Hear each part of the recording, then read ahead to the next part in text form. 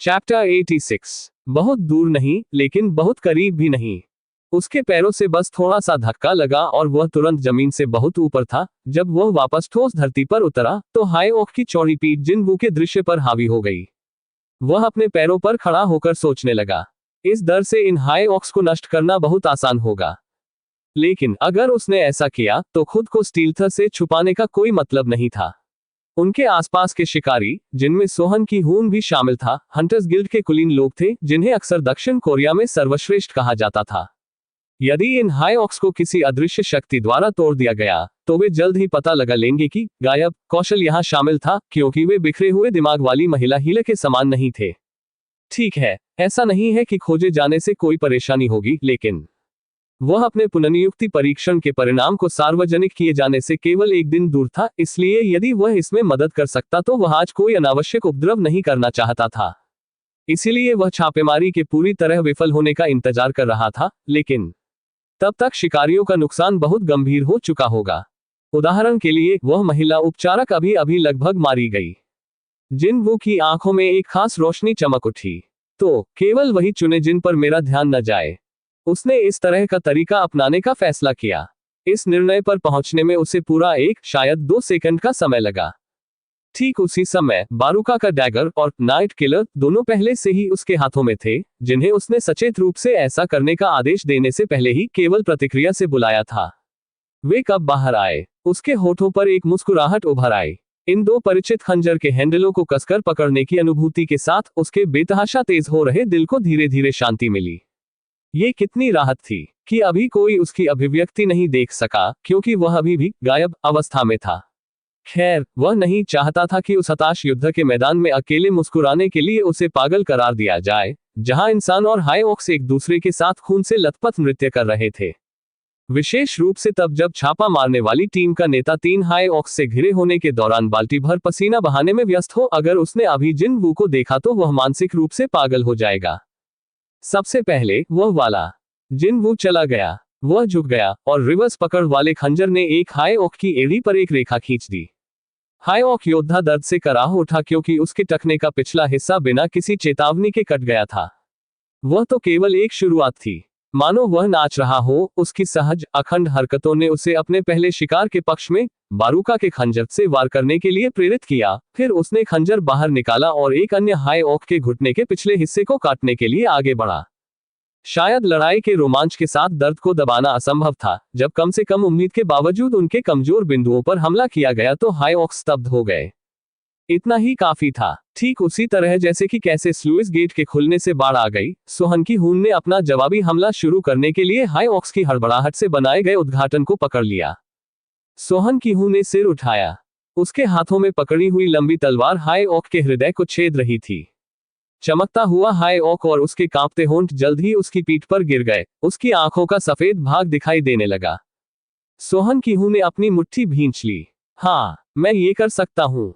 जिस तरह सोहन की हून आसपास के हाई ऑक्स को एक एक करके काटते हुए अंदर ही अंदर खुशी से चिल्ला रहा था, उसी तरह जिन वो इधर उधर जाकर खुद को व्यस्त कर रहा था। धीमे समय के अंदर वह नजरों से बचते हुए स्वतंत्र रूप से घूमता रहा और उसने धीरे धीरे संतुलन को शिकारियों के पक्ष में झुका दिया। जब भी जिन वू आगे बढ़ता था, हाई ऑक्स के शरीर पर बड़े और छोटे घाव दिखाई देते थे। जिस क्षण ये हाई ऑक्स उन पर कहीं से आए घावों से अकड़ गए और अपना ध्यान खो दिया, वही उनका अंत होगा। ये सर्वोच्च रैंक वाले शिकारी मौके का फायदा उठाने से नहीं चूके और हमला करना जारी रखा। किसी कारण से अब लड़ना आसान हो गया है। क्या चल रहा है? क्या हम इतने सारे हाई ऑक्स के खिलाफ बिना किसी नुकसान के जीत सकते हैं?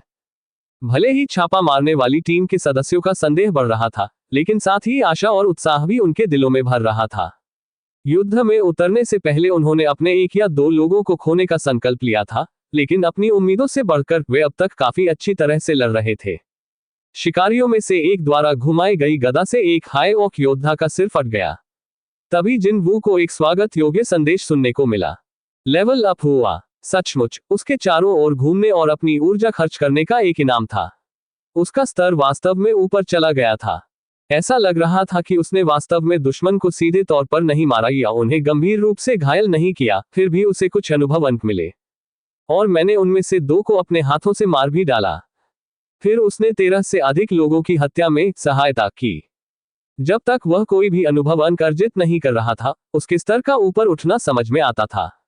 पहले से भी ज्यादा उत्साहित जिन वू की हरकत पहले से भी ज्यादा तेज हो गई।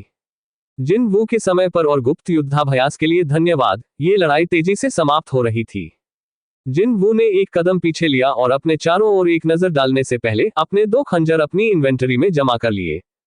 ऐसा लग रहा है कि मौजूदा स्थिति अब कमोबेश सुलझ गई है, और अतिरिक्त बोनस के रूप में उसने एक बार बराबरी भी कर ली। जिन वू की निगाहें नीचे चली गईं।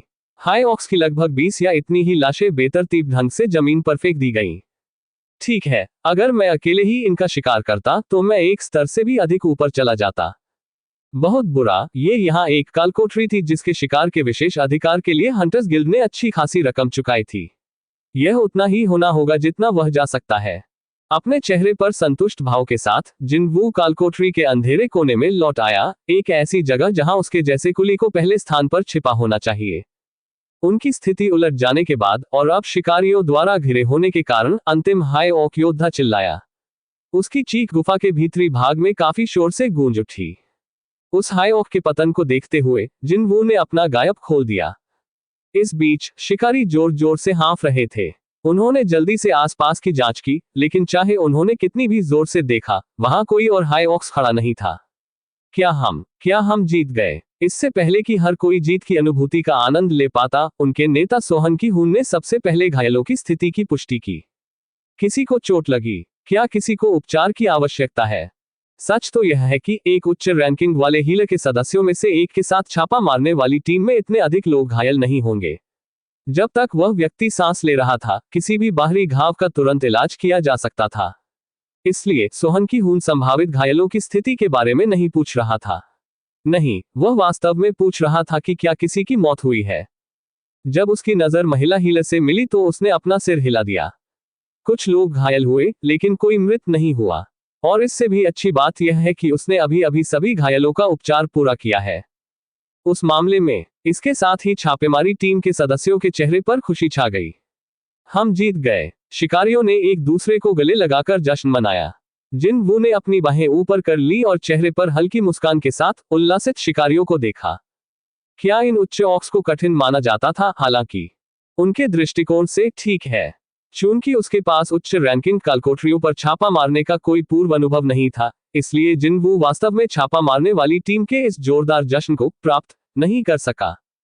जिन वू को कोई अंदाजा नहीं था कि ए या बी रैंक वाले कालकोठरी पर छापे की योजना बनाते समय शिकारियों ने न केवल इसकी रैंकिंग को ध्यान में रखा, बल्कि उन्होंने इसे साफ करने का प्रयास करने से पहले उत्सर्जित जादुई ऊर्जा की भी सूक्ष्मता से गणना की।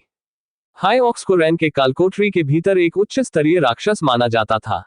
न केवल वे सामान्य हाई ऑक्स नहीं बल्कि हाई ऑक योद्धा थे, और उनमें से 20 थे। वर्तमान परिणाम वास्तव में किसी भी अन्य चीज की तुलना में चमत्कार होने के कहीं अधिक करीब था। उस चमत्कार के मुख्य नायक जिन वू को अपने कार्यों का वास्तविक मूल्य भी नहीं पता था, और वह चुपचाप वहीं खड़ा रहा और छापे वाली टीम की जीत की बधाई देता रहा। इस बीच महिला उपचारक दृढ़ चेहरे के साथ सोहन की हून के पास पहुंची। वह किसी की नजर थी जो कुछ महत्वपूर्ण कहना चाह रहा था। जिन वू ने अपनी सुनने की शक्ति को उसी दिशा में केंद्रित किया। क्षमा करें कि हून। हाँ, जब आप हाई ऑक्स के खिलाफ लड़ रहे थे। महिला हीलर ने सावधानी से जो कुछ भी देखा उसका सूक्ष्म विवरण में वर्णन किया। और वह ये होगा, हाई ऑक अचानक हवा में तैर गया और दूसरे ऑक को उसके कटे हुए सिर से मारने से पहले अपना सिर फाड़ने लगा। उसका चेहरा भी बेहद गंभीर था। सोहन की हून एकदम अवाक रह गया। मैं तुम्हें सच कह रही हूं। जैसे ही महिला हीलर और उसके लाल चेहरे ने इस सब के अन्याय का विरोध किया, जिन वो मुश्किल से अपनी हंसी रोक सका। वे जीत के बाद थोड़े समय तक ही आनंद लेते रहे। शिकारी जल्द ही एक एक करके अपने नेता सोहन की हून के आसपास इकट्ठा हो गए। कप्तान, क्या हम आगे बढ़ते रहेंगे? क्या ये बहुत खतरनाक नहीं होगा? हम प्रवेश द्वार से इतनी दूर भी नहीं है, फिर भी हम पहले से ही हाई ऑक्स के एक पूरे समूह में पहुंच गए। रणनीतिक वापसी के बारे में क्या ख्याल है? सोहन की हून ने अपनी नजर गुफा के गहरे हिस्से पर डाली। उसका मुंह कसकर बंद हो गया। यह आसान नहीं होगा। जिन वू को यहां सोहन की हून से थोड़ी सहानुभूति हो सकती है। हंटर्स गिल्ड के लिए काम करते हुए, जिसमें 2 रैंक एस हंटर्स शामिल थे, आज की छापेमारी एकमात्र मौका हो सकता है जब सोहन की हून को एक रेड टीम का नेतृत्व करने का मौका मिलेगा। और सोचने के लिए एक नेता के रूप में अपने पहले ही शिकार में उन्हें इतनी जल्दी पीछे हटना होगा। कोई भी व्यक्ति आगे बढ़कर इस जगह को खाली करने के लिए प्रलोभित होगा। हालांकि यदि आप एक चतुर बुद्धिमान नेता होते तो, जैसे कि उसने अपना मन बना लिया हो, सोहन की हून के होंठ हल्के से कांप उठे। जिन-वू की आंखें एक दरार की तरह सिकुड़ गईं। सौभाग्य से, जैसा कि यह निकला, सोहन की हून मूर्ख नहीं था। फिलहाल चलो पीछे हटें।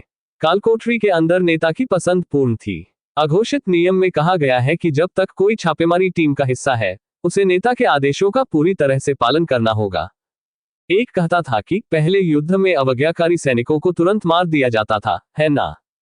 एक निश्चित तरीके से कालकोठरियां किसी भी युद्ध क्षेत्र की तुलना में कहीं अधिक खतरनाक जगह थी। और इसलिए टीम के अस्तित्व या विनाश का प्रश्न इस बात पर निर्भर करता था कि नेता कौन है। शुक्र है, सोहन की हून ने अपनी टीम के सदस्यों को निराश नहीं किया। उसके पीछे हटने का आदेश सुनने के बाद सभी ने हल्के से अपनी छाती थपथपाई। मैं वास्तव में चिंतित था कि सोहन अंत तक जाने पर जोर देगा, आप जानते हैं। सोहन की हून मुस्कुराया और ऐसा कहने वाले व्यक्ति के कंधे पर थपथपाया। मैं उस जैसा अंधा मूर्ख नहीं हूं। मुझे पता है कि, लेकिन यहां देखो, मेरे कांपते हाथों को देखो। जिन-वू ने सामान उठाया और अपनी पीठ पर रख लिया। सोहन की हून के आदेश के साथ छापा मारने वाली टीम फिर से आगे बढ़ने लगी, हालांकि उनकी दिशा उलट गई थी। जिन-वू व्यंग्यपूर्वक मुस्कुराया, और मैं यहां हूं, थोड़ा और गहराई में जाने की उम्मीद कर रहा हूं। चाहे कुछ भी हुआ हो, वह एक मेहमान से ज्यादा कुछ नहीं था। और एक मेहमान के तौर पर उसे घर के मालिक के फैसले के बारे में इधर उधर मुंह चलाने का कोई अधिकार नहीं था। अब क्या उसे यह अधिकार था? यह सचमुच थोड़ा अफसोसजनक था, लेकिन इसे आज यही समाप्त करना होगा। महिला हीलर ने नेता को उसकी बात पर विश्वास नहीं करते हुए थोड़ा ठंडे दिल से पाया होगा, क्योंकि वह जिन-वू के ठीक बगल में पहुंचकर बड़बड़ाती रही। लेकिन यह वास्तव में हुआ। उसके चेहरे पर एक बड़ी सूजन के साथ उसने फिर जिन-वू को देखा। आशा का एक कतरा अभी भी उसके दिल में कायम था। क्षमा करें, किसी भी संयोग से, क्या आपने वह देखा? मैंने कुछ नहीं देखा। उसकी आशा को तभी बेरहमी से मार गिराया गया था। जिन-वू को यह सुनिश्चित करने के लिए बहुत मेहनत करनी पड़ी कि वह उसे खुद पर छींटाकशी करते हुए न देख पाए। हालांकि कुछ देर बाद ही वे पीछे हटने लगे। समूह का मोर्चा अचानक रुक गया। सोहन की हून ने अपना दाहिना हाथ उठाया। हर कोई, रुको। उसकी आवाज में उलझन साफ झलक रही थी। सावधानी से आगे चल रहे थके हुए शिकारी रुक गए, और जिन-वू भी रुक गया। वह पीछे की ओर नजर रख रहा था कि कहीं राक्षस उनका पीछा न कर ले। शिकारियों की आवाजें ऊंची हो गईं। इसका मतलब क्या है? क्या हो रहा है? रास्ता क्यों रोका गया है? जब हमने पहले प्रवेश किया था तो क्या यह ठीक नहीं था? जिन-वू शोर मचाते शिकारियों के पास से गुजरा और अपना हाथ आगे बढ़ाने से पहले आगे बढ़ गया। और उसकी आंखें भी फैल गईं। इसे बंद कर दिया गया है। रास्ता किसी अदृश्य अवरोध से अवरुद्ध हो गया था। उसे तुरंत तात्कालिक कालकोठरियों की याद आ गई। अधिक विशेष रूप से वह दीवार जिसने तात्कालिक कालकोठरी और वास्तविकता के बीच की सीमा का सीमांकन किया। लेकिन उसने जल्द ही अपना सिर हिला दिया। नहीं, यह उससे अलग है। वह इस अदृश्य दीवार से कृत्रिमता की एक निश्चित भावना का पता लगा सकता था। यह देखते हुए कि इसमें जादुई ऊर्जा का मिश्रण मिला हुआ था, यह अवरोध उच्च बुद्धि वाले राक्षस द्वारा किए गए जादुई जादू का परिणाम रहा होगा। लेकिन क्यों? बाहर जाने का रास्ता क्यों रोका, अंदर जाने का नहीं? तभी जिन-वू का सिर उसके पीछे की ओर घूम गया। मानो वह इसी पल का इंतजार कर रहा था। भयानक शक्तिशाली जादुई ऊर्जा तरंगे गुफा के दूर के छोर से सुनामी की तरह समूह में टकरा गई। ये कैसे हो सकता है? यह इस कालकोठरी के मालिक की थी।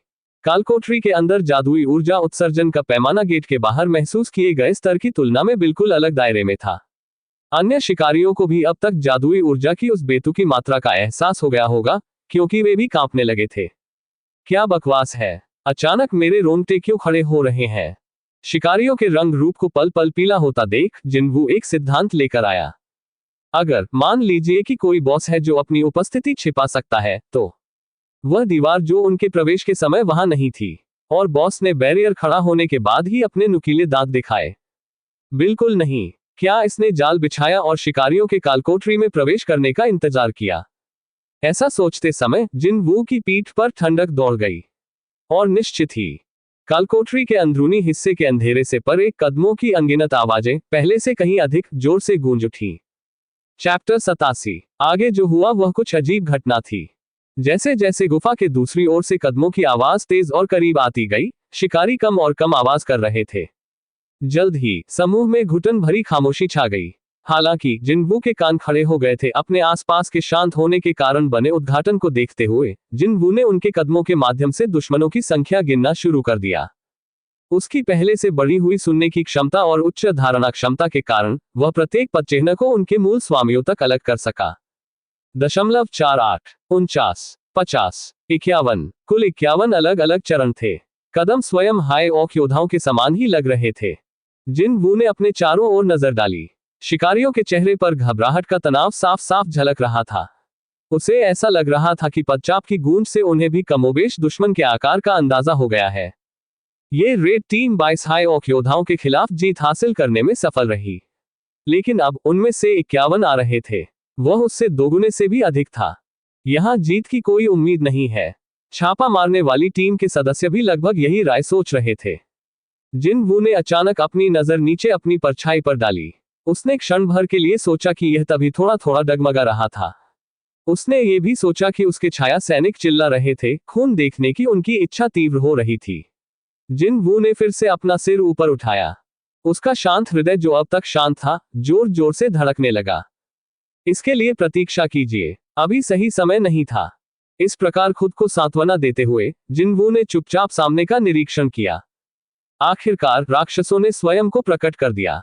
अनगिनत मार्चिंग हाई ऑक्स हंटर्स से थोड़ी ही दूरी पर रुक गए। हाई ऑक्स ऐसे गुर्राए मानो वे किसी भी क्षण झपट पड़ेंगे। कोई भी शब्द 50 से अधिक हाई ऑक योद्धाओं से निकलने वाली रक्तपिपासु आभा का पर्याप्त रूप से वर्णन नहीं कर सकता। वास्तव में उनसे लड़े बिना भी लड़ाई का परिणाम बिल्कुल स्पष्ट था। यह पागल है। ये निरर्थक बकवास कैसे हो सकता है? शिकारियों ने लंबी लंबी कराहें निकाली।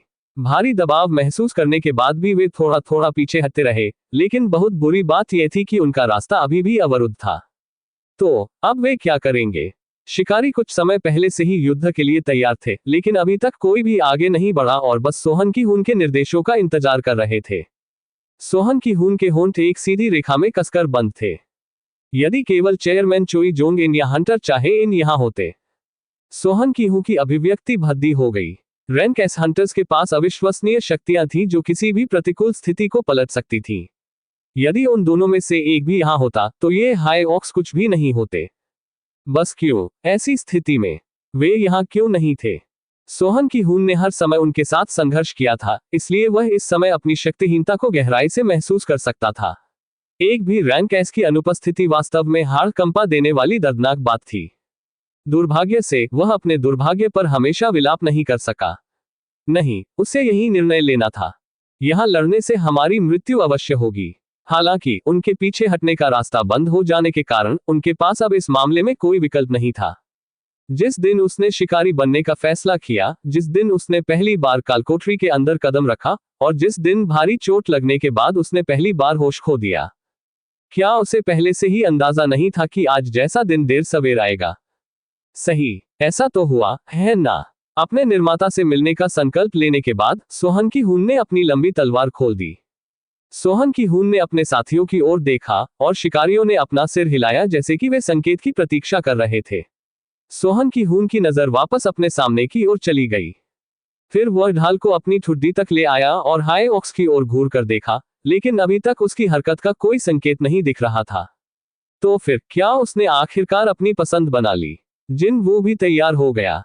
उसने अपना दाहिना हाथ अपनी पीठ के पीछे छिपा लिया और बारूका का खंजर वहां प्रकट हो गया। फिर उसने अपनी आंखें बंद कर ली। जैसे ही लड़ाई नजदीक आई, उसका बेतहाशा धड़कता दिल अचानक पूरी तरह से शांत हो गया। ध्यान भटकाने वाले विचारों से छुटकारा पाएं और अपनी सांसों पर नियंत्रण रखें। ठीक है। जब जिनवू ने अपनी आंखें फिर से खोली, तो उसके भीतर एक तेज चमकती रोशनी जल रही थी। शिकारियों ने जबरन अपनी सूखी लार निगल ली, ठंडे पसीने ने उनके माथे को भिगो दिया। दूसरी ओर जिनवू अपने होठों को चाटने में व्यस्त था। ये लोग मुझे कितने अनुभव अंक देंगे? उसके होठों पर प्रत्याशा की एक हल्की मुस्कान फैल गई। हालांकि इससे पहले कि कुछ होता, हाई ऑक्स में से एक आगे बढ़ा। इसने मोटे तौर पर अन्य ऑक्स को किनारे कर दिया और समूह से बाहर आ गया। इसकी जंगली जानवर जैसी आंखें शिकारियों की दिशा में देख रही थीं। इसका शरीर दूसरों की तुलना में बहुत बड़ा था और इसके नुकीले दांत भी काफी लंबे थे। तो क्या वह नेता है? जिन वू ने अपनी आंखें सिकोड़ ली। अगर अब उसे उस आदमी से छुटकारा मिल गया तो क्या लड़ाई इतनी आसान नहीं हो जाएगी? तो फिर उसे यहाँ क्या करना चाहिए? जिन वू ने बारूका के खंजर की पकड़ से छेड़छाड़ की और विचार किया। इस बीच उस हाई ऑक ने अपना मुंह खोला। कुरेरेक्तु शीना वेकुडो अर्कन का प्राणी की आवाज निश्चित रूप से तेज लग रही थी। हाई ऑक की चकाचौंध छापा मारने वाली टीम के नेता सोहन की हून पर टिकी हुई थी। कुरेरेक्तु शीना वेकुडो अर्कन का शिकारियों की निगाहें तेजी से इधर उधर घूम रही थी। क्या बकवास है? क्या वह चीज हमसे बात करने की कोशिश कर रही है? यह क्या कह रहा है? ये तब था। हाई ऑक के चेहरे की मांसपेशियां कांपने लगी।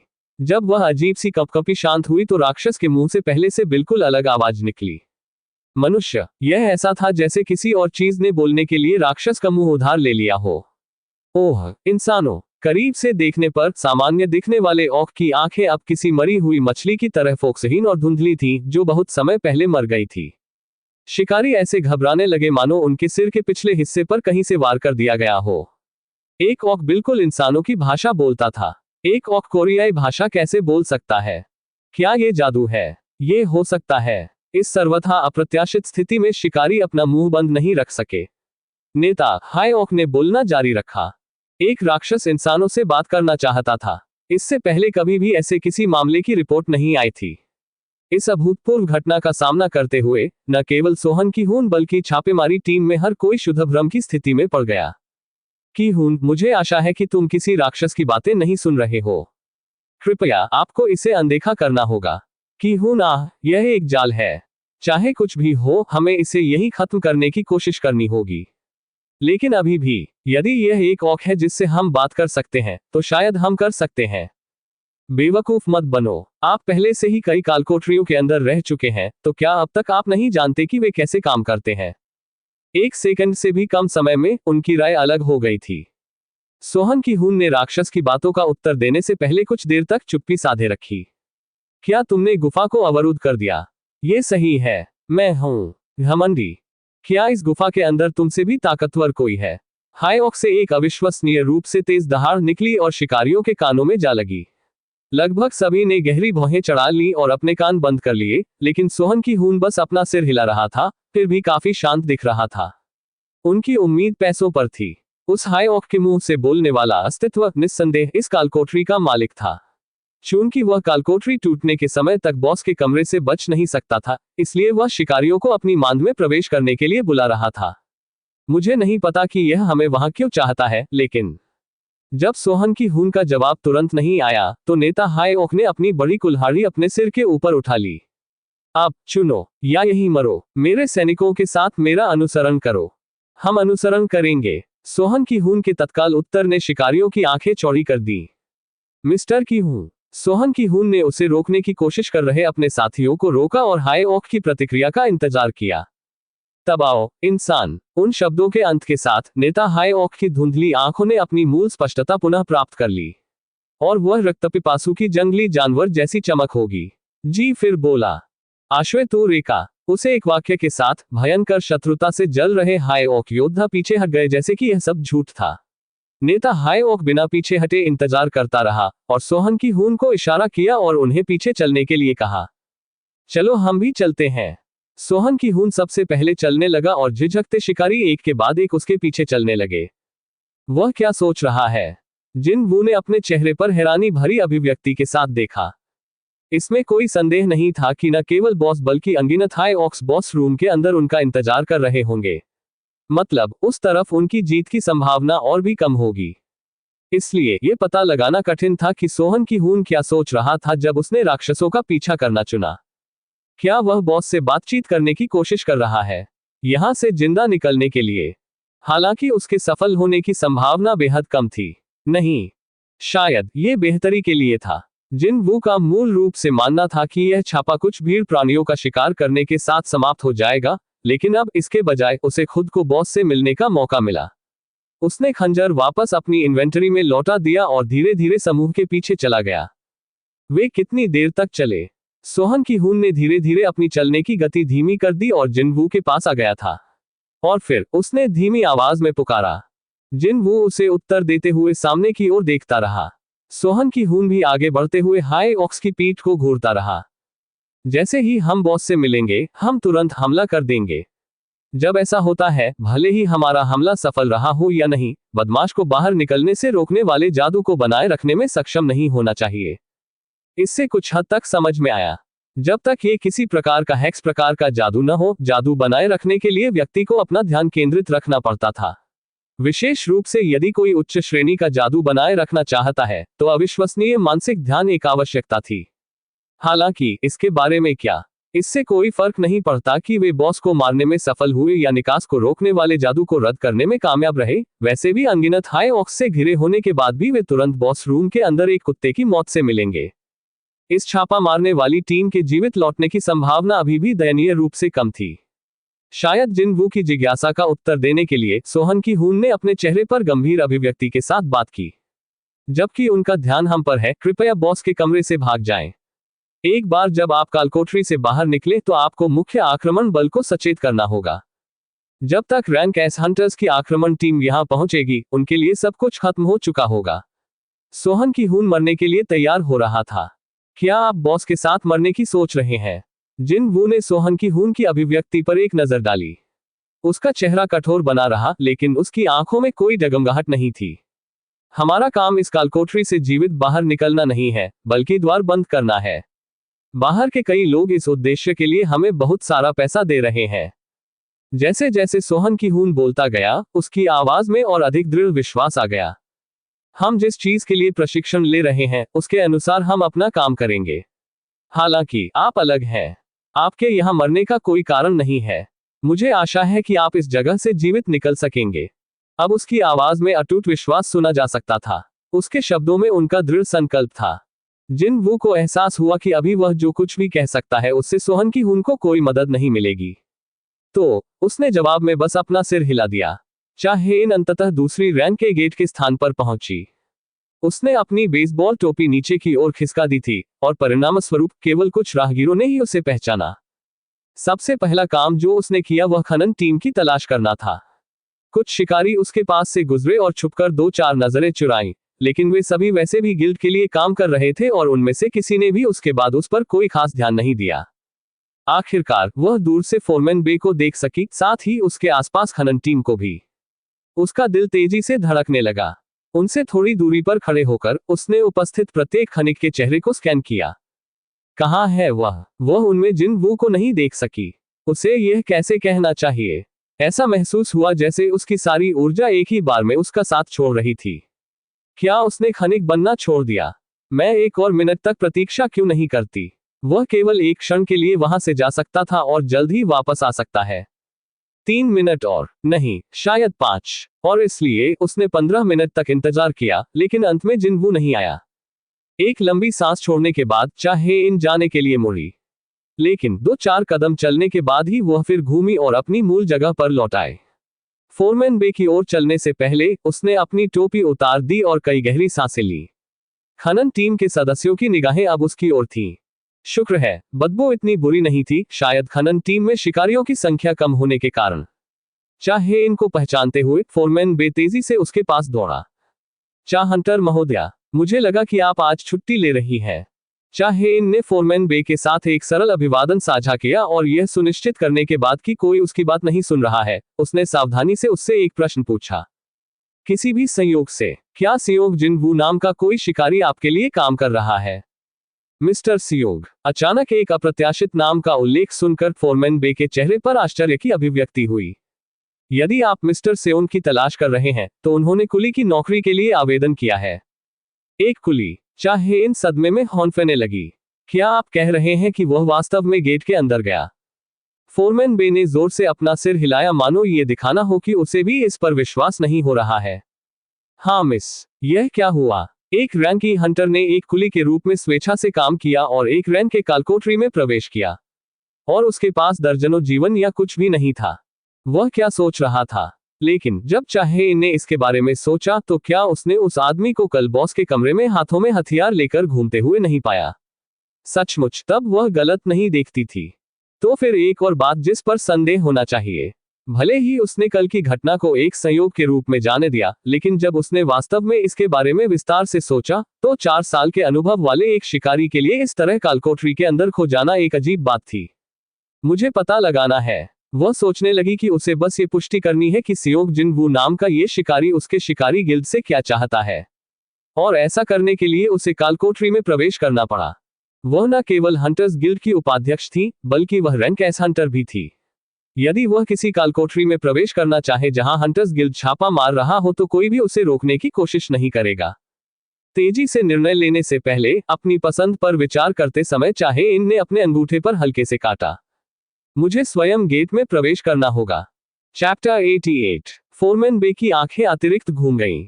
अरे, क्या कोई दुर्घटना हुई थी? क्या हमें गिल्ड से अतिरिक्त कर्मियों की मांग करनी चाहिए? नहीं, कोई जरूरत नहीं। यह एक निजी मामला है। मैं बस उससे कुछ निजी बात करना चाहती थी, इसलिए आपको चिंता करने की जरूरत नहीं है। ओह, मैं समझा। चाहे इन गेट की ओर घूम गई। हालांकि तब उसका पक्ष काफी खाली महसूस हुआ।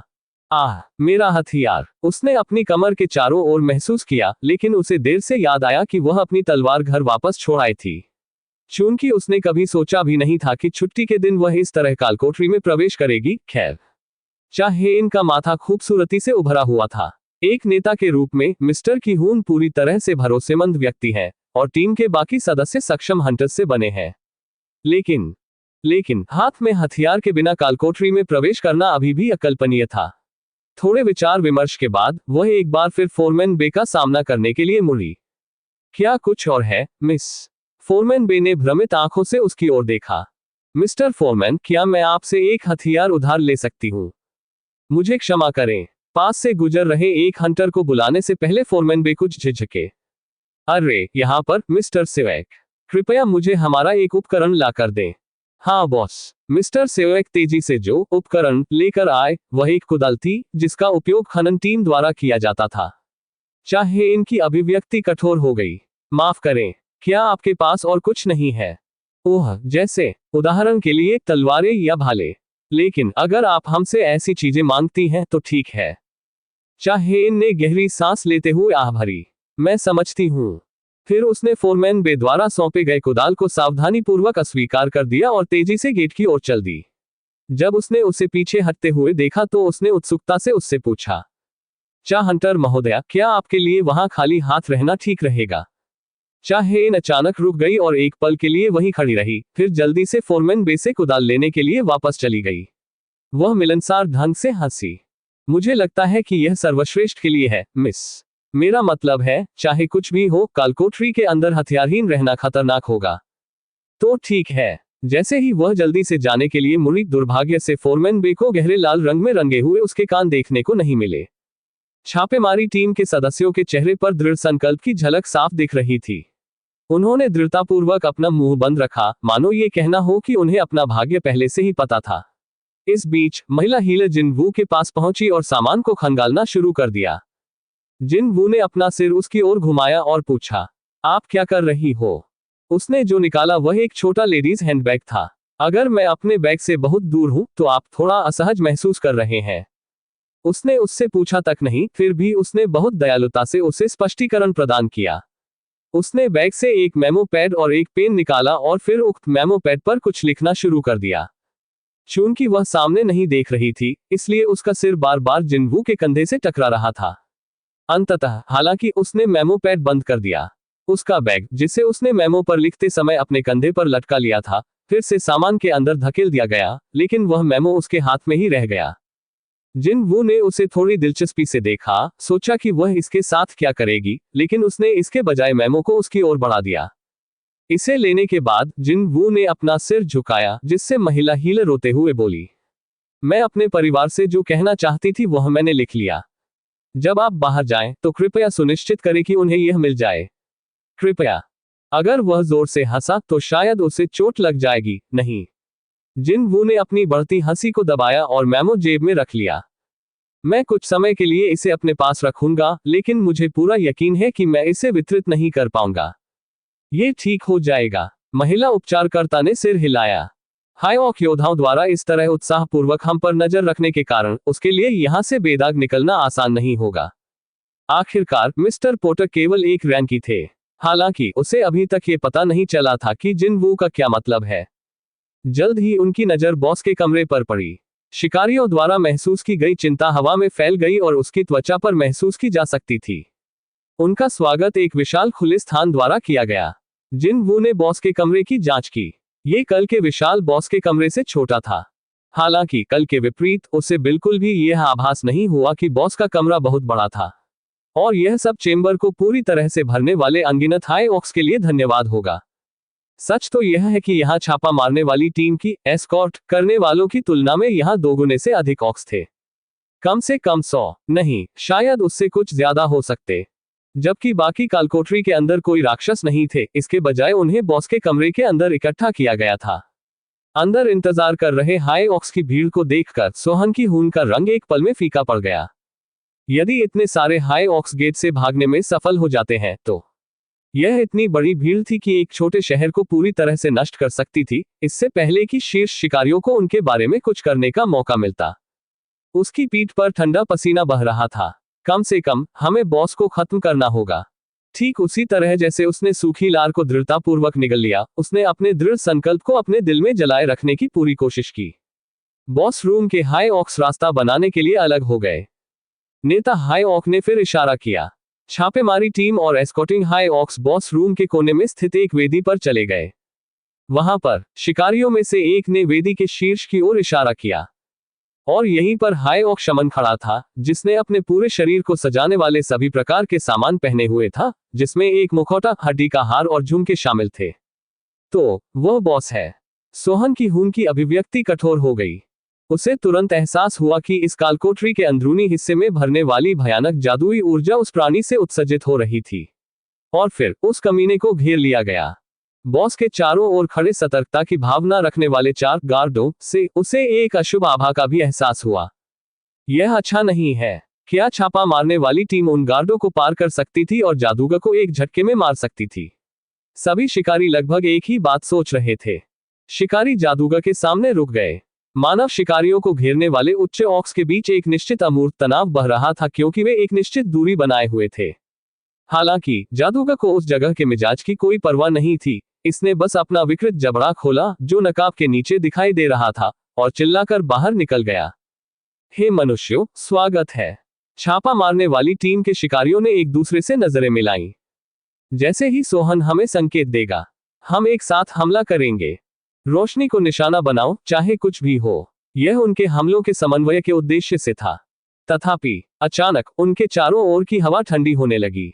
इस छापा मारने वाली टीम के शिकारी बहुत अच्छे थे। उन सभी ने एक ही समय में इस ठंडी आभा के अचानक फैलने पर अपनी निगाहें घुमाई। स्रोत जादूगर था। प्राणी ने आखिरकार मुखौटा उतार दिया।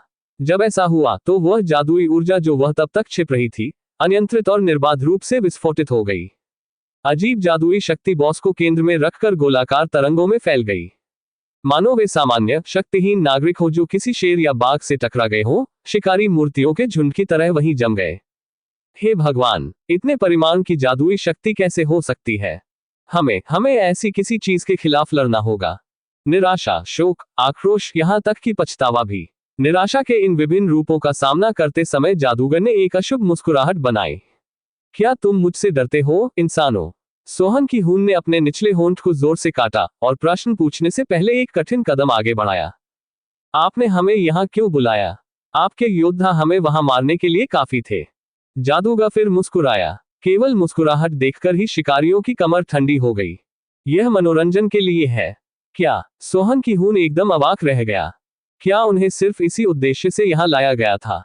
जादूगर आगे बढ़ता रहा। जब तक हम शेष समय की प्रतीक्षा करेंगे, मैं तुम्हें एक एक करके मार डालूंगा और सैनिकों का मनोरंजन करूंगा। वाह! उच्च ऑक योद्धा सभी उन्माद और उत्तेजना में दहाड़ने लगे। ओर्क्स द्वारा उत्सर्जित भारी दबाव के कारण शिकारियों को बेरहमी से नीचे गिरा दिया गया और वे ठीक से सांस भी नहीं ले सके। उनमें से एक तो रोने भी लगा। तथापि फिर जादूगर ने कुछ देर के लिए बात करना बंद कर दिया। बॉस की नजर घूमी और मानव समूह के पीछे की ओर रुक गई, जहां जिन्वू था। मैं देख रहा हूं कि तुम मनुष्यों में एक विचित्र प्राणी घुला हुआ है। तभी सोहन की खून की आंखें खतरनाक ढंग से चमक उठी। जादूगर कहीं और देख रहा है, यह मेरा मौका है। उसकी गर्दन में नसें उभरी हुई थी। अब सोहन की हून जोरों से दहाड़ा, अपनी तलवार म्यान से निकाली और बाहर निकल गया। हालांकि उसके पीछे बेहद शांति थी। ऐसा कैसे? दौड़ते समय उसने अपने पीछे देखा और पाया कि उसके साथी अपनी जगह पर जड़ जमाए हुए थे और 1 इंच भी आगे बढ़ने की हिम्मत नहीं कर रहे थे। वे बहुत पहले ही बॉस की जबरदस्त ताकत के प्रदर्शन से अपनी लड़ाई की भावना खो चुके थे। सोहन की हून का दिल उसके पेट के गड्ढे में गिर गया। फिर भी किसी को तो ये करना ही था। अब उससे रुका नहीं गया। उसकी नजर वापस सामने की ओर चली गई। शायद उसके हमले की उम्मीद नहीं थी। जादूगर अभी भी मुस्कुरा रहा था और उसके गार्ड भी कोई तत्काल प्रतिक्रिया नहीं दिखा रहे थे। यह उसका एकमात्र मौका हो सकता है। इससे कोई फर्क नहीं पड़ता कि यह शुद्ध भाग्य था। वह अस्थायी तौर पर भी स्वीकार करेगा। जहां तक उसकी तलवार पहुंच सकती थी, सोहन की हून तेजी से आगे बढ़ा और अपनी तलवार अपने पीछे ले ली। लेकिन इससे पहले कि वह अपनी पूरी ताकत से तलवार घुमा पाता, वह किसी अदृश्य चीज से टकरा गया और दूर जा गिरा। सबसे पहले यह ढाल जादू था। रिबाउंड से दूर सोहन की हून जमीन पर गिरा और पीछे की ओर लुढ़क गया। लेकिन यह कुछ ही समय तक चला। ऐसा लगता है कि हमारे पास हमारा पहला स्वयं सेवक है। जादूगर के मजाकिया शब्दों के साथ सोहन की हून का शरीर हवा में उठ गया। और अब ये गुरुत्वाकर्षण विरोधी जादू था। जादूगर के होंठ बिना रुके ऊपर नीचे हो रहे थे। जब सोहन की हून को 2 मंजिला इमारत जितना ऊंचा उठाया गया, तो जादूगर ने एक अलग मंत्र का जाप करना शुरू कर दिया। अगला कदम गुरुत्वाकर्षण त्वरण का था। सोहन की हून को जमीन पर पटक दिया गया। उसके पास दर्द से कराहने का भी समय नहीं था, क्योंकि उसे फिर से हवा में उठा लिया गया था। गुरुत्वाकर्षण विरोधी। न केवल जादूगर बल्कि बाकी हाई ऑक्स भी उपहास में चिल्ला रहे थे। उनके दांत अब पूरी तरह से दिख रहे थे। जादूगर ने सोहन की हून को उठाकर और नीचे पटककर उसके साथ खिलवाड़ करना जारी रखा। जब वह चौथी बार जमीन पर उतरा, तो सोहन की हून ने मुंह से खून की उल्टी की। वह दृश्य देखकर शिकारियों का रंग और भी पीला पड़ गया। हालांकि उनमें से किसी ने भी इसे रोकने के लिए आगे बढ़ने की हिम्मत नहीं की। सोहन की हून को टुकड़े टुकड़े होते हुए देखते हुए वे बस कांपते हुए खड़े रहे। महिला हीला फर्श पर ऐसे गिर पड़ी मानो उसके पैरों में अब कोई ताकत नहीं बची हो। जादूगर ने 5वीं बार सोहन की हून को हवा में उठाया। आप निश्चित रूप से एक दृढ़ बदमाश हैं, है ना? सोहन की हून के मुंह से एक दर्द भरी कराह निकल गई। हालांकि उसने फिर भी तलवार नहीं छोड़ी, जैसे कि उसने अभी तक हार नहीं मानी हो। जैसे ही उसे कई बार हवा और जमीन के बीच ऊपर नीचे फेंका गया, सोहन की हून ने अंततः तलवार पर अपनी पकड़ खो दी। तभी ऐसा हुआ, जैसे ही सोहन की हून को एक बार फिर जमीन पर गिराया गया, वह दृश्य से गायब हो गया। जादूगर की आंखें चौड़ी हो गईं। मनुष्य कहाँ गायब हो गया, जबकि अब तक उसकी सारी हड्डियां टूट जानी चाहिए थी। जादूगर ने सोहन की हून के ठिकाने की खोज की। वहां बहुत दूर नहीं, एक कोने में उसने सोहन की हून को जमीन पर स्थिर अवस्था में पाया। उसी समय पास ही एक आदमी को बैठा हुआ पाया। निस्संदेह ये जिनवू था। जिनवू ने सावधानीपूर्वक सोहन की हून को नीचे लिटाया और जादूगर की ओर देखा। अरे मिस्टर लीडर, मैं तुमसे कुछ पूछना चाहता हूँ। अब तक सोहन की हून को पता नहीं चला था कि उसके साथ क्या हुआ था। क्या ये ठीक रहेगा अगर मैं यहाँ के सभी राक्षसों को मार दूं? तुम क्या कहना चाहते हो? जादूगर ने भौहें चढ़ा ली और अपनी ठुड्डी से इशारा किया, और एक गार्ड ने अपनी कैंची घुमाई और जहां जिनवू था वहां भाग गया। जैसे ही जिनवू ने राक्षस को अपनी ओर दौड़ते हुए देखा, उसकी आंखों में रोशनी ज्योति जल उठी। उसने अपने हाथ आगे बढ़ाए। शासक की पहुंच। जब उसने ऐसा किया तो ऐसा लगा मानो किसी विशाल अदृश्य हाथ ने ऑकगार्ड को पकड़ लिया हो और राक्षस को जमीन से साफ साफ उठा लिया गया हो। राक्षस ने लात मारी और हवा में संघर्ष किया। क्या? जादूगर की आंखें खुली रह गईं। जिनवू ने नीचे जमीन की ओर इशारा किया। गार्ड जमीन पर गिर पड़ा। टक्कर इतनी जबरदस्त थी कि जमीन पर गहरी दरारें पड़ गईं। हालांकि जिनवू यही नहीं रुका। ठीक उसी तरह जैसे जादूगर ने सोहन की हून के शरीर के साथ छेड़छाड़ की, उसने गार्ड को फिर से हवा में उठा लिया। जमीन और किसी के हाथ के बीच उछलती बास्केटबॉल की तरह ऑक गार्ड लगातार बिना रुके छत और जमीन से टकरा रहा था। उसके मुंह से एक असहाय चीख निकल रही थी। आखिरकार उसका सिर छत में जा घुसा। इसके साथ ही छत का मलबा नीचे गिर गया। छत में गहराई तक सिर गड़ाए हुए लटकते ऑक गार्ड को घूरते हुए हाई ऑक्स और हंटर्स के दोनों समूह अपने आश्चर्य को छिपा नहीं सके। सोहन की हून कांप गया और उसने जिनवू से सवाल किया। मैं आपसे फिर पूछूंगा। यह एक शिकारगाह थी जिसके लिए हंटर्स गिल्ड ने भुगतान किया था, और वहां केवल एक ही व्यक्ति मौजूद था जो इस समय गिल्ड की ओर से बोल सकता था। जिनवू ने आखिरी बार पूछा। इस जगह पर राक्षस, क्या मुझे वे सब मिल सकते हैं? यह क्या था? सोहन की हून को अब एहसास हुआ कि कुली की पहचान या जो भी हो, अब कोई मायने नहीं रखता। नहीं, वह बस परेशान था। राक्षसों द्वारा उसके साथ खिलवाड़ किए जाने के कारण वह स्वयं पर क्रोधित था। सोहन की हून के चेहरे से आंसू बह निकले। कृपया, मैं तुमसे विनती करता हूं, कुछ करो। इसके साथ ही यह हो गया। जब जिन वू वापस खड़ा हुआ, हाय ऑक्स उसके पास आया। जादूगर उनके पीछे था। बॉस उपहास में मुस्कुराने लगा। एक मामूली इंसान के लिए आप कुछ दिलचस्प कौशल जानते हैं, है ना? बॉस ने इशारा किया और हाय ऑक्स ने तुरंत जिन वू को घेर लिया। हालांकि आपको क्या लगता है कि आपकी तरकीबें आपको कितनी दूर तक ले जाएंगी? जिन वू की चमक बहुत अधिक ठंडी हो गई। उसने अब तक मारे गए किसी भी राक्षस की वास्तव में कभी परवाह नहीं की, लेकिन ये पहली बार होगा कि वह किसी को इतनी बुरी तरह से काटना चाहता है। आखिरी में मैं तुम्हारा ख्याल रखूंगा। यदि बॉस को आनंद का अर्थ पता होता, तो निश्चित रूप से उसे पता होता कि डर का स्वाद कैसा होता है। जिन वू धीरे से बुदबुदाया। मेरी परछाइयां। जिन वू के हाथों में 2 खंजर दिखाई दिए। बाहर निकलो और खेलो। चैप्टर 89। एक काली पालकी सड़क के किनारे रुकी। धूप का चश्मा और काले रंग का बिजनेस सूट पहने ड्राइवर की सीट से बाहर निकलने वाला व्यक्ति कोई और नहीं बल्कि हंटर्स एसोसिएशन के मॉनिटरिंग डिवीजन के अनुभाग प्रमुख वू जिन चेओल था। उसके बाहर निकलने के तुरंत बाद 3 और लोग यात्री और पिछली सीटों से कार से बाहर निकले। ये सभी मॉनिटरिंग डिवीजन से भी थे। प्रमुख, क्या हम एसोसिएशन में वापस नहीं जा रहे हैं? मैं पहले बस कुछ पुष्टि करना चाहता था। वू जिन चेओल ने कुछ दूरी पर स्थित गेट पर अपनी नजर डाली। एक रैंक के गेट, अब भी जब भी मैं इसे देखता हूं तो मुझे घबराहट होती है। वू जिन चेओल ने गहराई से भौहें चढ़ाई। यदि वह विशाल छेद एक दरवाजे की तरह खुल जाता और अंदर फंसे राक्षस बाहर निकल आते। इसकी कल्पना मात्र से ही वह सिहर उठा। हालांकि उस आदमी ने इतनी भयावह जगह पर खनिक बनने के लिए आवेदन क्यों किया? इतना ही नहीं, लगातार 2 दिनों तक भी। भले ही एसोसिएशन के अध्यक्ष गो गनहुई ने उससे नहीं पूछा होता, वू जिन चेओल व्यक्तिगत रूप से यहां पता लगाने के लिए आता, वैसे भी उसकी पीठ पीछे जांच करना असंभव है। विचाराधीन व्यक्ति एस रैंक का जागृत व्यक्ति था। उसके जैसे एक मामूली रैंक का रैंक एस की गुप्त रूप से जांच करते समय अनदेखा हो जाना वास्तविक रूप से एक असंभव सपना था। इसीलिए उन्होंने इस तरह खुले में आने का फैसला किया। चूंकि उसके पास वैसे भी पास में ही निपटाने का मामला था, इसलिए वह सोच रहा था कि वह ये कहते हुए युवाओं का अभिवादन करेगा कि वह पड़ोस में है और फिर कुछ सरल प्रश्न पूछेगा। मुझे उम्मीद है कि उसे मैं अजीब या कुछ भी अजीब नहीं लगेगा। किसी को भी परिस्थितियों के बारे में उत्सुकता होगी यदि एक शिकारी, जो पहले से ही काफी हद तक एस रैंक का होने की पुष्टि कर चुका है, किसी कारण से जमीन पर फावड़ा चलाने का फैसला करता है। इसके अलावा, क्या सियोंग जिन वू कोई ऐसा व्यक्ति नहीं था जिस पर एसोसिएशन अध्यक्ष पूरा ध्यान दे रहे थे? एसोसिएशन के अध्यक्ष को ये युवक बहुत पसंद आया होगा, क्योंकि उसने अपना सारा ध्यान जिन वू के हर काम पर केंद्रित किया था। नहीं, मैं यहाँ कोई अजीब व्यक्ति नहीं हूँ। ये स्पष्ट था कि आप उत्सुक होंगे और पूछना स्वाभाविक था। अपने आप को ये बताते हुए वू जिन चेओल उस स्थान पर चला गया जहां हंटर्स गिल्ड का प्रतिनिधि था। मैं आपकी खनन टीम की तलाश कर रहा हूँ। कौन? क्या आप? मैं एसोसिएशन से हूँ। गिल्ड कर्मचारी ने वू जिन चेओल की पहचान की पुष्टि की और प्रतीक्षा कर रही खनन टीम की ओर इशारा किया। कृपया उस ओर चलें। धन्यवाद। निगरानी प्रभाग के 4 शिकारी अब खनन टीम का दौरा कर रहे थे। जैसे कि उन्हें पहले से ही सचेत कर दिया गया हो, फोरमैन बे युन सियोक जल्दी से आधे रास्ते में उनसे मिलने के लिए दौड़ा।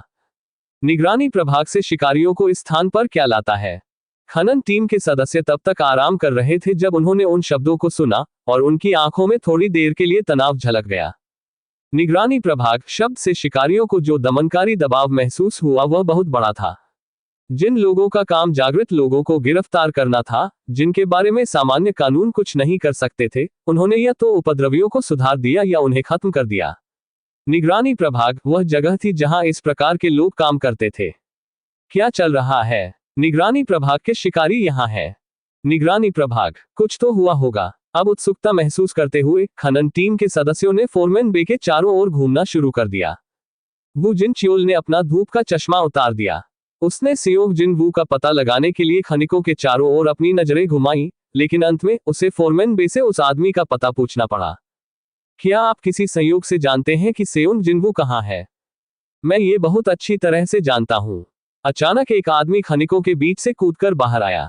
ये ली सेओनगू था जो कल जिन वू के कंधे से टकरा गया था।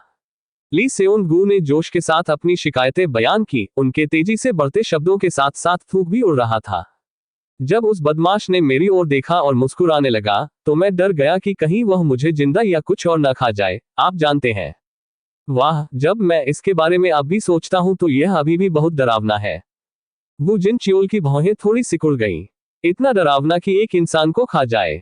आखिर यह आदमी किस बारे में बात कर रहा था? शिकारियों की आवाजें ऊंची और ऊंची उठती गईं।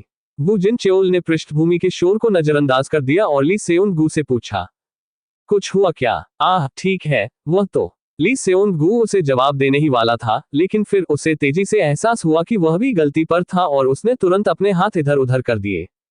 ठीक है, ये वास्तव में महत्वपूर्ण नहीं है, लेकिन मुख्य बात यह है कि उसकी आंखें वास्तव में डरावनी थी। वू जिन चियोल की नजर वापस फोरमैन बे पर चली गई। मुझे सेओंग जिन वू हंटर कहाँ मिल सकता है? मिस्टर सेओंग है। वह अभी गेट के अंदर है। सेओंग जिन वू रैन के कालकोठरी के अंदर था जहां छापेमारी चल रही थी। वू जिन चियोल की आंखें चौड़ी हो गईं। वह कालकोठरी में क्यों घुसा? ठीक है, छापा मारने वाली टीम का पोर्टर आज नहीं आया है, आप देखिए। कोई भी वहां जाना नहीं चाहता था, इसलिए मिस्टर सियोंग ने स्वेच्छा से कुली के रूप में काम किया। लेकिन ये थोड़ा अजीब है, तुम्हें पता है। आपका क्या मतलब है? ठीक है, इसमें कुछ खास नहीं है, लेकिन हंटर नहीं, मेरा मतलब है, चाहे इन हंटर निम भी मिस्टर सेओंग की तलाश में थी, इसलिए वह अभी गेट में दाखिल हुई, आप जानते हैं। क्या ये बहुत अजीब नहीं है? फोरमैन बे ने वहां से बात की और अपना सिर झुका लिया। इस बीच ये सुनकर वू जिन चियोल का दिमाग थोड़ा खराब हो गया। हंटर्स गिल्ड के उपाध्यक्ष चाहे इन सियोंग जिन वू की तलाश में थी। इतना ही नहीं, वो उसके पीछे पीछे कालकोठरी में भी चली गई। यहाँ क्या हो रहा था? वह केवल सियोंग जिन वू को नमस्ते कहने के लिए रुका था, लेकिन अब ऐसा लग रहा था कि यहाँ कुछ बड़ा होने वाला है। फिलहाल मुझे गेट की ओर जाना चाहिए। ऐसा प्रतीत होता है कि फिलहाल वह सबसे अच्छा विकल्प चुन सकता है। हम गेट पर रुकेंगे और उसके बाद चले जाएंगे। ओह, निश्चित बात है। फोरमैन बे ने प्रसन्नतापूर्वक हंसते हुए सिर हिलाया। जैसे ही वू जिन चियोल और उनके अधीनस्थ जाने के लिए मुड़े, ली सेओनगू ने तुरंत उनकी बाह पकड़ ली। क्षमा करें, मिस्टर हंटर। ली सेओनगू के चेहरे पर किसी कारण से यह अपेक्षित भाव था, क्योंकि उसने जल्दी से वू जिन चियोल से पूछा, उस बदमाश सियोंग जिनवू, क्या उसने कुछ बुरा किया है? हो सकता है उसने किसी को मार डाला हो। मेरा मतलब है, वह ऐसा व्यक्ति लग रहा था जो इसमें पूरी तरह से सक्षम हो। वू जिन चियोल ने फिर से थोड़ा सा भौहें चढ़ाई। वह समझ सकता था कि सियोंग जिन वू ने इस मूर्ख को डरावनी दृष्टि से क्यों देखा। एक मूर्ख जो अगर सियोंग जिन वू उसके सामने खर्राटे ले तो उड़ जाएगा। फिर भी बहुत सारी आंखें देख रही थी। एसोसिएशन के लिए काम करने वाले एक हंटर के रूप में वह किसी अजनबी पर लापरवाही से अपनी चिड़चिड़ाहट प्रदर्शित नहीं कर सकता था। यही कारण है कि किसी सार्वजनिक संगठन के लिए काम करना कभी कभी काफी कष्टप्रद हो सकता है। वू जिन चियोल ने एक लंबी आह भरी और जितना संभव हो सके कूटनीतिक तरीके से बोलने की पूरी कोशिश की।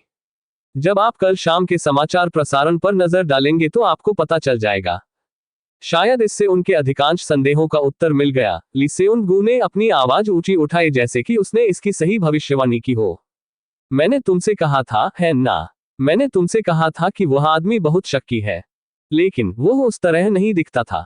सही, और उसने बहुत लगन से काम भी किया। अपने सहकर्मियों की फीकी प्रतिक्रियाओं की परवाह न करते हुए ली सेओनगू ने कहा कि उसकी समझदार आंखें कितनी महान थीं। वू जिन चियोल ने अपने अधीनस्थों को गेट की ओर ले जाने से पहले उस आदमी को खुद को मूर्ख बनाते हुए देखा।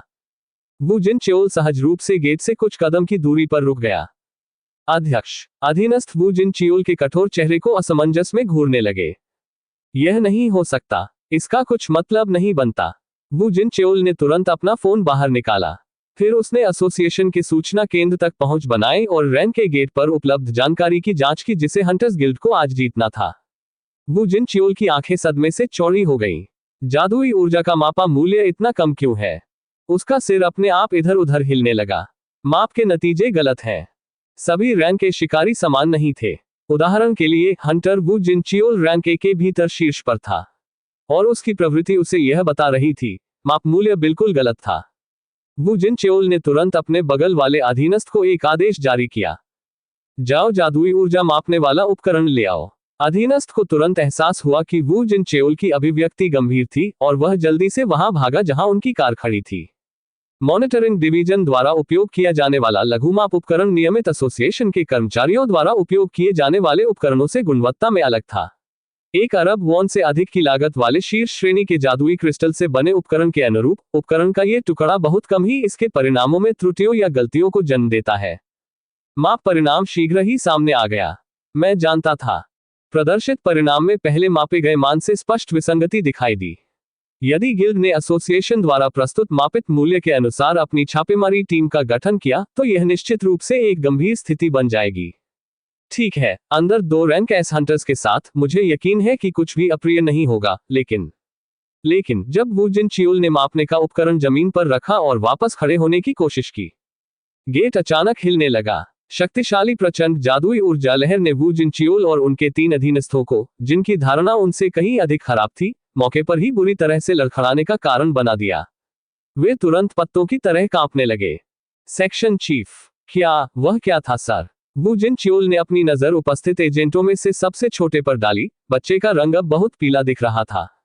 आप ठीक हैं? हाँ सर, मैं ठीक हूँ। सबसे युवा एजेंट ने अपना उत्तर देने के बाद सावधानी से अपने हाथ के पिछले हिस्से की ओर देखा। वह अपनी त्वचा पर रोंगटे खड़े होते हुए देख सकता था। वू जिन चियोल सीधा खड़ा हो गया। हम अंदर जा रहे हैं। मुझे क्षमा करें, आप वहां जाना चाहते हैं सर? वू जिन चियोल का दृढ़ संकल्प 1 सेकंड के लिए भी नहीं डिगा। यदि आप डरे हुए हैं तो आपके लिए पीछे हटना ठीक है। केवल वही जानता था कि इस स्तर पर माप मूल्य गलत था। अंदर फंसे शिकारियों को सूचित करना उसका कर्तव्य था। एसोसिएशन के एजेंटों का ये कर्तव्य था कि वे अन्य शिकारियों का प्रबंधन करें और उन पर कड़ी नजर रखें, बल्कि उनकी जरूरतों के समय उनकी सहायता भी करें। नहीं सर, हम आपके साथ चलेंगे। वू जिन चियोल ने संतुष्टि में अपना सिर हिलाया। जूनियर, पीछे रहें और नए माप परिणाम की रिपोर्ट एसोसिएशन को वापस दें। हाँ, नहीं रुको महोदय, क्या आप ये कर सकते हैं? वू जिन चियोल ने यहाँ सबसे कम उम्र के एजेंट के कंधे पर हल्के से थपथपाया और बाद वाले ने कुछ कठिनाई के साथ अपना सिर हिलाया। जी श्रीमान, मैं समझता हूँ। वू जिन चियोल ने पीछे मुड़कर गेट की ओर देखा। इसके पहले से ही निरर्थक उच्च जादुई ऊर्जा उत्सर्जन के शीर्ष पर जादुई शक्ति का एक और भी बड़ा तूफान अभी अभी गेट से बाहर आया है। आखिर इस गेट के अंदर क्या चल रहा है? वू जिन चियोल के नेतृत्व में मॉनिटरिंग डिवीजन के 2 एजेंटों ने भी खुद को गेट की सतह से परे फेंक दिया। लगभग उसी समय चाहे इन छापेमारी दल के पीछे छोड़े गए निशानों का पीछा कर रही थी। ये बहुत अजीब है। मुझे राक्षसों के निशान क्यों नहीं मिल रहे? एक नियमित कालकोठरी में प्रवेश द्वार के पास से शुरू होकर बॉस के कमरे तक इधर उधर राक्षसों की लाशें बिखरी हुई मिलना सामान्य बात थी। लेकिन चाहे वह कितनी भी जोर से देखे, उसे कोई मरा हुआ राक्षस नहीं दिख सका। क्या राक्षस एक जगह इकट्ठे हुए थे या कुछ और? उसने ऐसा सोचा और आगे बढ़ती रही जब तक आखिरकार उसे कुछ दूरी पर लाशें मिल गईं। एक रैंक एस हाथापाई प्रकार के हंटर के अनुरूप चाहे इन पलक झपकते ही युद्ध के स्थान पर पहुंच गई। ये कैसे हो सकता है? उसकी आंखें एकदम से खुल गईं। सभी लाशें हाई ऑक्स की थीं। उन्हें पहचानना आसान था क्योंकि उनकी त्वचा लाल थी और उनके दांत भी काफी लंबे थे। मिस्टर सोहन की खून की टीम इतने सारे हाई ऑक्स को हराने में कैसे कामयाब रही?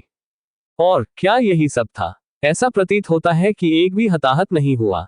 बेशक अगर कोई हताहत होता तो वे अपनी मर्जी से पीछे हट जाते, जिससे उसे यहां अंदर पैर रखने की परेशानी से बचाया जा सकता था। क्या मैंने रैंक ए और बी हंटर्स को बहुत कम आंका? निश्चित ही ऐसा हो सकता है। स्थान का सर्वेक्षण करते हुए उसने सोचा कि लड़ाई थोड़ी एक तरफा भी होनी चाहिए। तथापि चाहे इनको कुछ अजीब सा पता चला और वह नीचे झुककर एक लाश को करीब से देखने लगी और उसकी आंखें पहले से भी अधिक चौड़ी हो गईं। वह वापस खड़ी हो गई और जल्दी से हाई ऑक की प्रत्येक लाश की जांच करने लगी।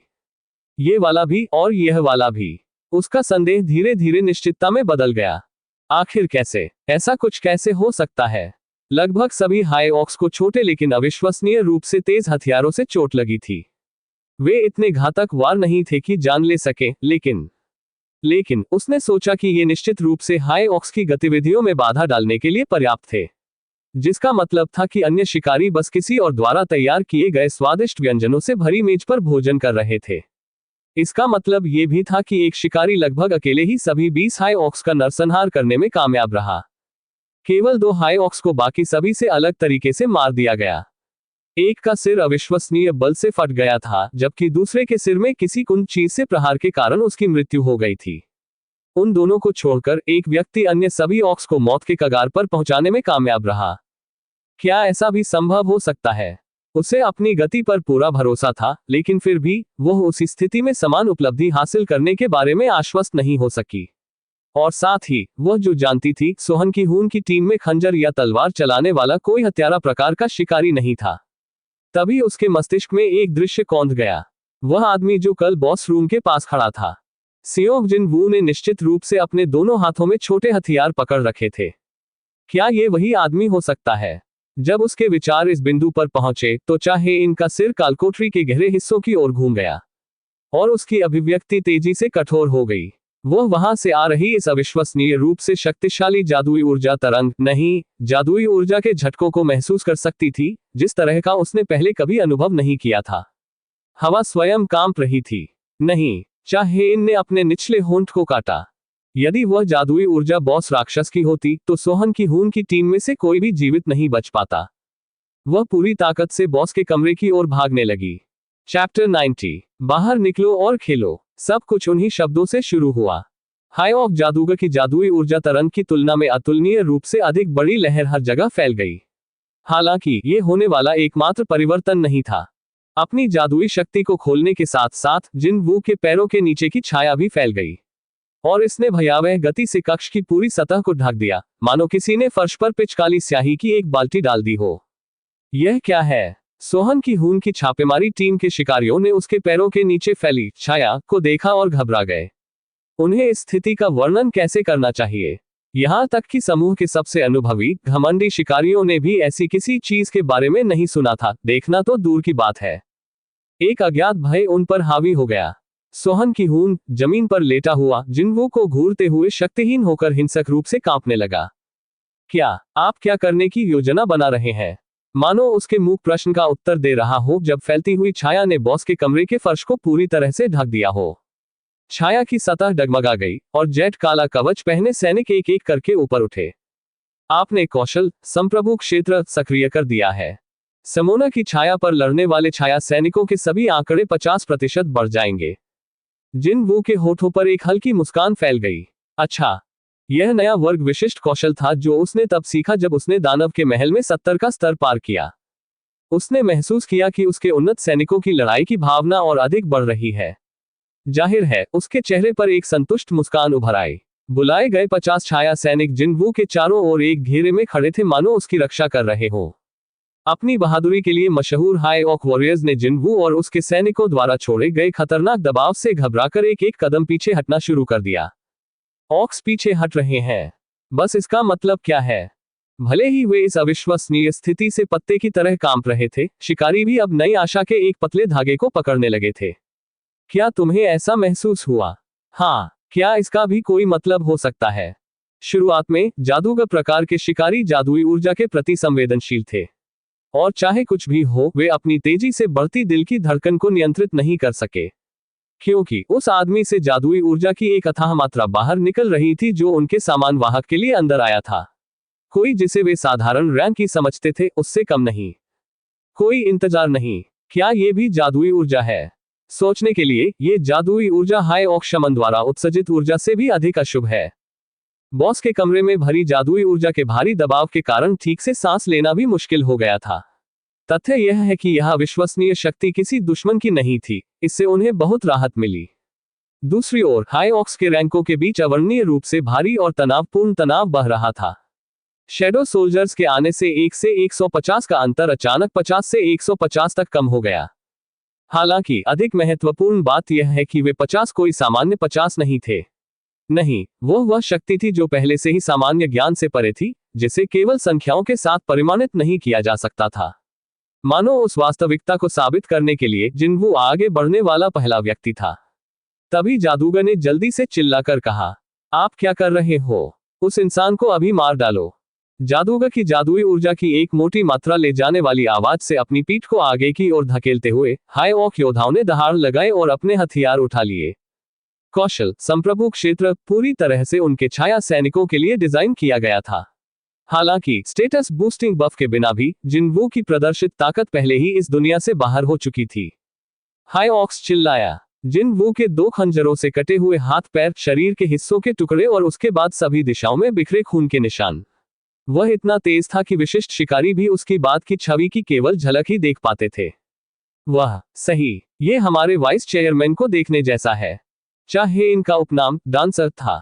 आमतौर पर वह एक शांत संयम व्यक्ति रहती थी, लेकिन जब वह युद्ध में कूदती थी तो वह तेजी से राक्षसों को काटती थी, जैसे कि वह एक तेज गति वाला नृत्य कर रही हो। इसलिए उसे यह उपनाम दिया गया। प्रश्न में महिला ने उस उपनाम का उपयोग करने से मना किया क्योंकि यह कितना शर्मनाक लगता था, इसलिए यह व्यापक रूप से ज्ञात नहीं था, लेकिन कुछ लोग फिर भी उसे समय समय पर इसी नाम से पुकारते रहे। और अब उनका कथित कुली ऐसी हरकत प्रदर्शित कर रहा था जो चाहे इन के बराबर थी, नहीं, यहां तक कि उसकी गति से भी अधिक। यदि चाहे इन ने नृत्य किया तो मिस्टर पोटे एक तूफान थे। वह आसपास के राक्षसों को खत्म करने के लिए तूफान का केंद्र बन गया था। शैडो सोल्जर्स भी नहीं हारे। आइस बेयर्स के पूर्व नेता टैंक ने एक कदम आगे बढ़ाया और इसने शैडो सोल्जर्स के हमले का संकेत दिया। आयरन सामने आया। जैसा कि उसने पहले किया था, मैदान में ठीक से प्रवेश करने से पहले आयरन अपने फेफड़ों के शीर्ष पर चिल्लाया। आयरन ने स्किल शाउट ऑफ प्रोवोकेशन का प्रयोग किया है। लक्ष्य का प्रतिरोध बहुत अधिक है और इच्छित प्रभाव सक्रिय नहीं हुआ। जब उसकी कुशलता काम नहीं आई तो आयरन क्रोधित हो गया और जानवर की तरह दहाड़ने लगा। और फिर उसने अपने विशाल हथौड़े से असहाय हाई ऑक्स को नष्ट करना शुरू कर दिया। वह इतना विनाशकारी था कि किसी को भी हाई ऑक्स के लिए थोड़ी सी भी दया महसूस नहीं हुई। दूसरी ओर इग्रिट आयरन की क्रूरता के बिल्कुल विपरीत अपने दुश्मनों की गर्दनें खूबसूरती से और कुशलता से काट रहा था। इग्रिट में दौड़ रहे हाई ऑक्स को चीखने का भी मौका नहीं मिला, इससे पहले कि उनकी सांसें रुक गईं। जब इग्रिट की तलवार ने हवा में एक चाप खींचा तो एक अन्य हाई ऑक ने अपना सिर खो दिया। नियमित छाया सैनिकों को व्यक्तिगत हाई ऑक्स के खिलाफ लड़ना कठिन लगता था, लेकिन उनके पास वह सहनशक्ति थी जो थकान का अर्थ नहीं जानती थी और लगभग अंतहीन रूप से पुनर्जीवित करने की क्षमता थी। और इस तरह से समय खरीदने से जादुई सैनिकों से निकलने वाली आग का समुद्र बिना किसी अपवाद के दुश्मनों के ऊपर बरसेगा। कुछ ही समय में हाई ऑक्स की संख्या में काफी कमी आ गई। जादूगर के सुअर जैसे गाल का मांस गुस्से से कांपने लगा। एक ढीठ इंसान की इतनी हिम्मत कैसे हुई? बॉस की नजर अब जिनवू पर टिकी हुई थी। बॉस ने तुरंत उस इंसान को पहले मारने का फैसला किया। काले बख्तरबंद सैनिकों को उस मानव द्वारा बुलाया गया सम्मन था। यदि वह मनुष्य मर गया तो ये सैनिक भी गायब हो जाएंगे। जिनवू को मारने के लिए जादूगर ने एक मंत्र का जाप करना शुरू कर दिया। जादूगर के होंठ तेजी से ऊपर नीचे होने लगे। धीमेपन का गीत, अंधत्व का गीत, अपंग ज्वर का गीत, असहनीय पीड़ा का गीत और राक्षसी निद्रा का गीत, 5 अलग अलग प्रकार के शतकों एक पल में पूरे हो गए और अपने इच्छित शिकार की ओर उड़ गए। ये हो चुका है। जादूगर के होठों के कोने ऊपर की ओर उठे हुए थे। जिस क्षण वे सभी चालें पूरी हो गईं, जिनवू को भी जादुई ऊर्जा की अप्राकृतिक गति का एहसास हुआ। जिनवू की नजरें जादूगर से मिली और जादूगर उपहासपूर्वक मुस्कुराया। पहले ही बहुत देर हो चुकी है, मानव। हैक्स सामान्य जादू मंत्रों से भिन्न थे और इनसे बचा नहीं जा सकता था। जिस क्षण इसे ढाला गया वही अंत होगा। उस मानव बास्टर्ड के सभी प्रकार के कष्टों से पीड़ित एक चलती फिरती लाश में बदलने के साथ उसका भाग्य तय हो गया था। हाई ऑक योद्धाओं और उनके हथियारों द्वारा टुकड़े टुकड़े कर दिया जाना। वह अंत वास्तव में एक तुच्छ इंसान के लिए उपयुक्त था जो अपनी जगह नहीं जानता था और दिखावा करने का साहस करता था। हालांकि दुर्भाग्य से राक्षस के लिए जिनवू के कानों में एक परिचित यांत्रिक बीप बजी। असामान्य स्थिति उत्पन्न हो गई है। बफ इम्यूनिटी के प्रभाव से सभी असामान्य स्थिति हटा दी जाएंगी।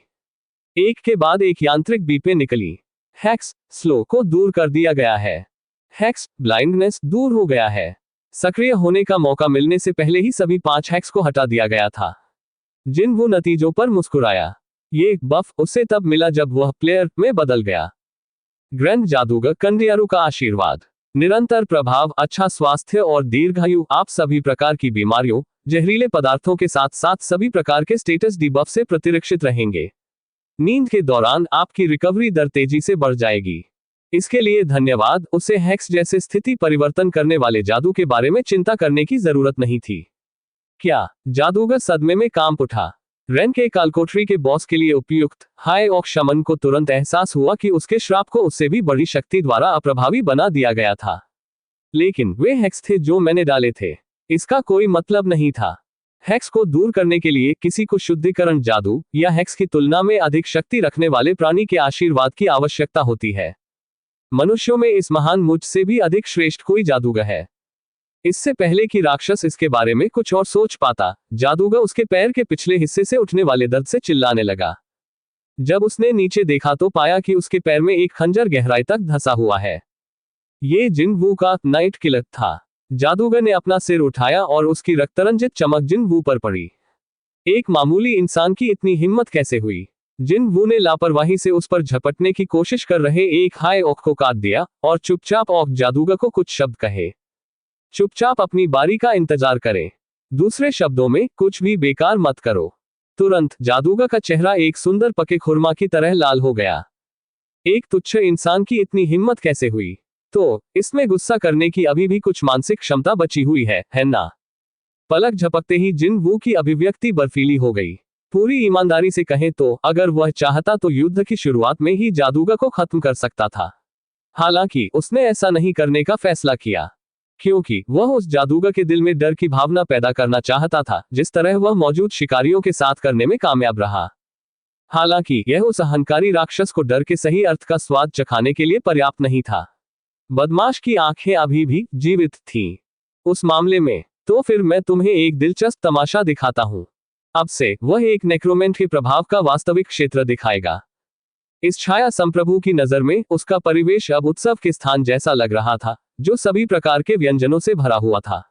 जमीन पर फैली हुई हाई ऑक्स की लाशों से काला धुआं भयानक रूप से उठ रहा था, मानो वे जिन वू के बुलावे का इंतजार कर रहे हो।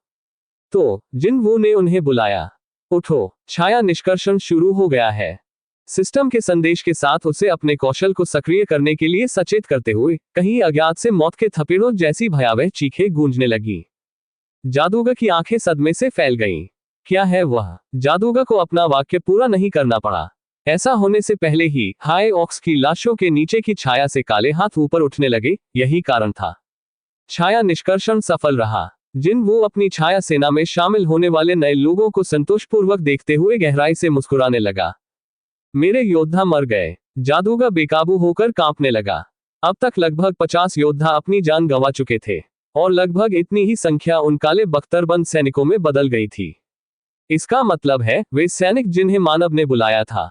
जादूगर को अंततः एहसास हुआ कि अज्ञात मानव नियमित रूप से सम्मन नहीं चला रहा था, और साथ ही यह भी एहसास हुआ कि शत्रु शक्तियों के सामने वे कितने अहितकर थे। 50 और 150 के बीच की लड़ाई 100 बनाम 100 में बदल गई थी। हाई ऑक योद्धा बिना किसी डर के बहादुरी से अपने से अधिक शक्तिशाली दुश्मनों के खिलाफ लड़ाई में कूद पड़ते थे, लेकिन जैसे ही उन्होंने अपने पूर्व साथियों को शैडो सोल्जर्स के रूप में पुनर्जीवित होते देखा, उन्होंने तेजी से अपनी सारी लड़ाई की भावना खो दी। हाई ऑक्स, जो कुछ खून बहाने के मौके से कभी पीछे नहीं हटने के लिए प्रसिद्ध थे, अब खुले तौर पर आतंक से पीछे हट रहे थे।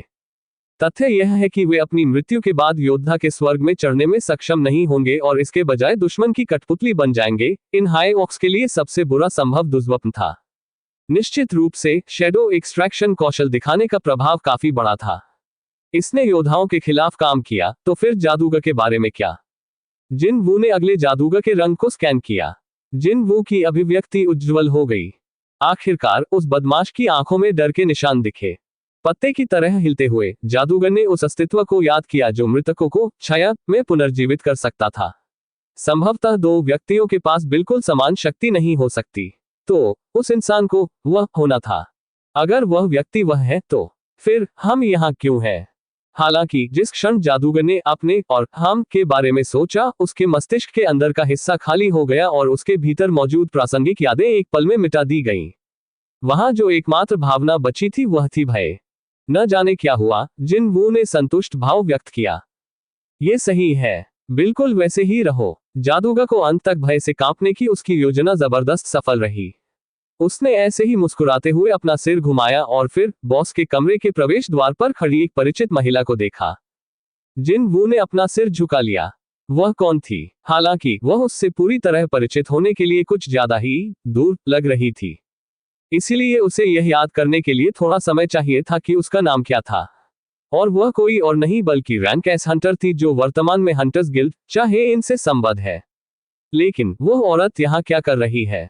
जिन वू को यहाँ उसकी उपस्थिति से कुछ हद तक आश्चर्य हुआ होगा, लेकिन फिर चाहे इनका अपना झटका उससे कहीं अधिक बड़ा था। उसकी चौड़ी खुली आंखें जिन वू और उसके छाया सैनिकों को घूर रही थी।